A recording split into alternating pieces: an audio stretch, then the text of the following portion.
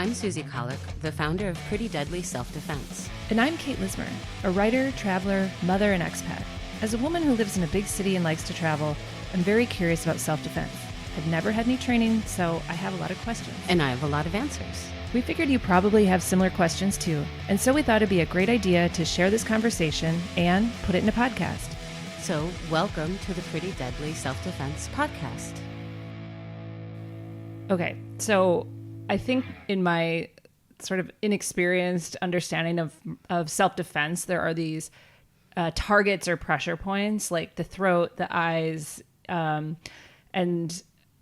you know, I think when you hear about learning about self-defense, like the idea is to kind of learn these pressure points and then figure out how you're going to hit someone in the right spot to get away. Mm-hmm. What is like? Are there pressure points that someone who's new to self-defense should learn? And what is your experience, or what is your take on learning them? Yeah. Pressure points exist. So if you've ever had acupuncture, which is similar to acupressure, those are pressure points. Acupressure as a healing art and pressure points as a destructive art are basically two sides of the same coin. So for example, I'm just going to give you a quick example before I go on. If you've ever had motion sickness and worn those bands with the buttons on them that you put on the inside of your wrist, that's a pressure point, right? That helps you not feel nauseous.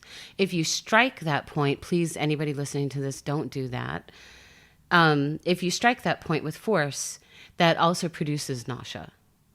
That's not how you say that word. Nausea. That also produces nausea. Nausea.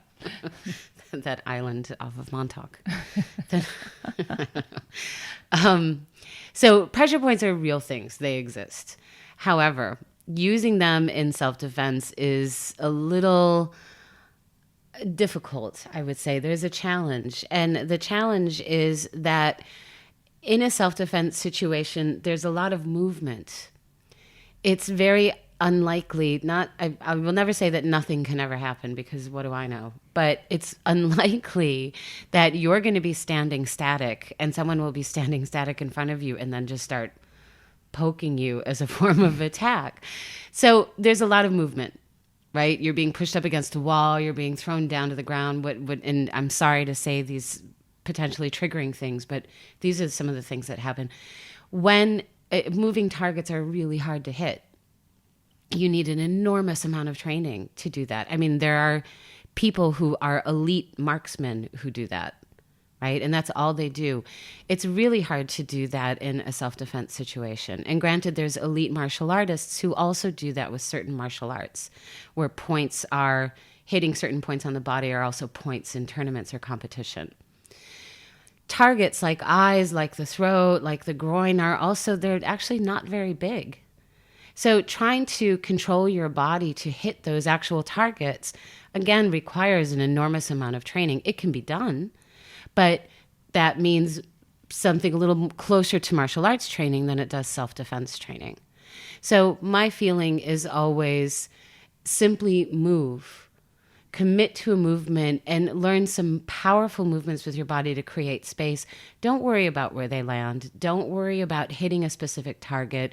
Don't worry about the effect on the other person, because that's not what self-defense is. Self-defense is about making space so you can get away, right? It's not dignity and honor in fighting doesn't apply in self-defense. If the idea of a pressure point is to, impact someone with maximum force to debilitate them somehow, is there another way of, like, because you said it's not about the target and it's not about the result, but what is the alternative then as far as a focus? What should someone focus on? Balance points, which is a little bit different, obviously. When we think of pressure points, we think of like kind of smaller points on the body. Balance points, which are big points on the body and are much easier to manipulate and are to the advantage of the person who might be smaller and less trained, because you don't need a lot of training to understand where the balance points are and how they work. So the balance points of the body has 9 main balance points. The shoulders, if you shove someone on their shoulder, they'll probably stumble a little bit. The hips, so 1, 2, going right and left. 1, 2, 3, 4 are the hips. Again, pushing to the side rather than forward or back is more likely to take someone's balance. The knees are balance points, either pushing against the knee or pushing into the back of the knee to fold the knee. So that's 1, 2, 3, 4, 5, 6. 7, 8 are ankles, which I'll talk about, I think, a little more in a later podcast, in a later episode. Ankles are smaller points and they can be a little bit harder to manipulate, but they're still balance points because they're part of the joints that hold us up. And the last main point is the head. Wherever the head goes, the body must follow. And the head comes equipped with these great little handles called ears that you can grab onto and steer in whatever direction you want to steer it into. The general idea is if somebody is already going in one direction, then help them along in the same direction. We don't want to reverse their direction because that puts them back into balance. So balance points. We also have elbows. That can be additional points. So just like the knees, you can go into the elbow or go against the elbow to help lock up the shoulder or take somebody off balance. Especially in a choke situation, going after elbows is a great thing. Right. Oh, that's really interesting. I wouldn't have thought of that. And so just for someone who's listening, if you're thinking about these balance points throughout the body, which you just described, the idea is to throw someone off balance by either pushing, shoving, kicking, getting access somehow to these points so that you can throw someone off. And again, it's not necessarily about hurting them. It's just about creating that space to get them off you or away from you. Exactly.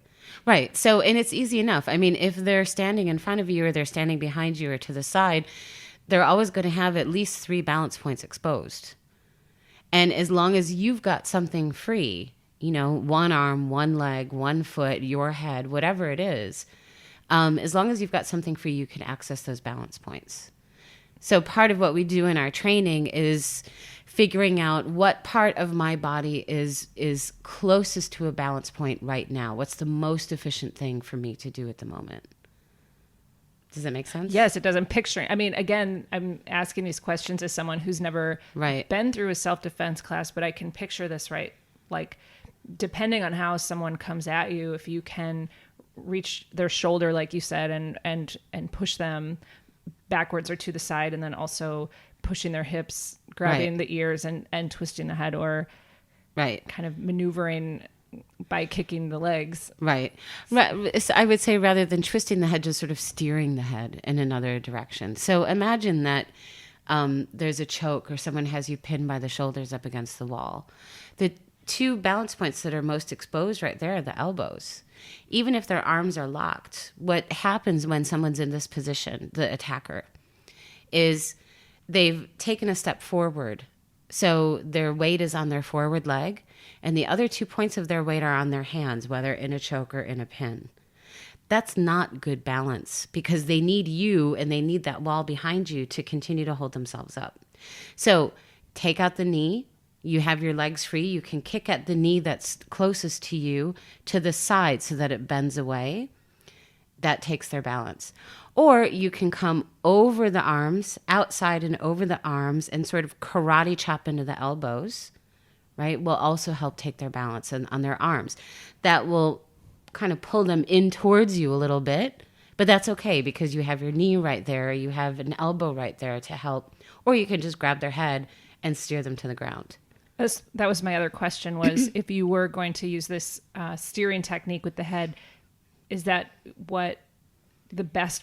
You don't have to use the ears. I just use ears when I'm demonstrating because it's funny. But I don't think I've ever actually grabbed anyone by the ear.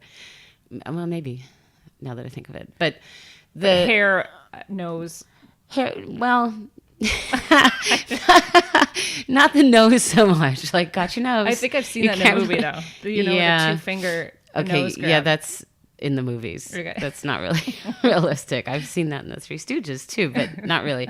You can grab just at the sides of the head. Okay. Right, and simply just steer it towards the ground, usually at a 45-degree angle down. Right.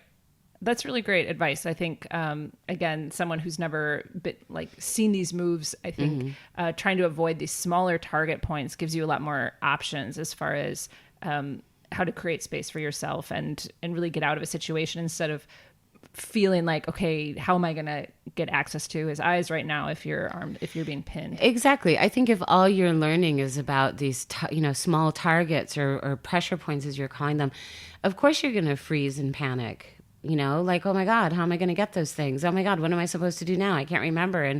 And oh my God, what's available to me is I'm supposed to shove my thumbs into their eyeballs. But, ew, that's really hard to do. That is really, really hard to do. Right. And granted, if in a life or death situation, you will do things you've never dreamed of doing, but it's still really hard to get over your own aversion to hurting someone that badly. And that's, again, that's a specific kind of training. That's the kind of training that soldiers have. It's the kind of training that doctors have so that they can perform surgery on you. Right. They get trained away from empathy. And I'm not saying you should or shouldn't have empathy. I'm just saying in that moment, these aren't things you really are even going to be able to think about. And if that's what you think you have to do, of course you're going to feel like self-defense doesn't work. Of course you're going to feel like I'm never going to learn how to do this stuff. And especially if you're somebody with bad aim, like I have terrible aim, So of course I'd be like, well, if I have to go for the eyes, I'll probably totally miss. Right. Get something else that doesn't matter. Right. So, well, and it's great to know there's so many other options. Yeah, there's always options. Pretty Deadly Self-Defense is a self-defense program created by a 20-year martial arts veteran and violent crime survivor, Susie Kahlich, based in Berlin, Germany. You can learn more about Susie and the Pretty Deadly Self-Defense program at prettydeadlyselfdefense.com.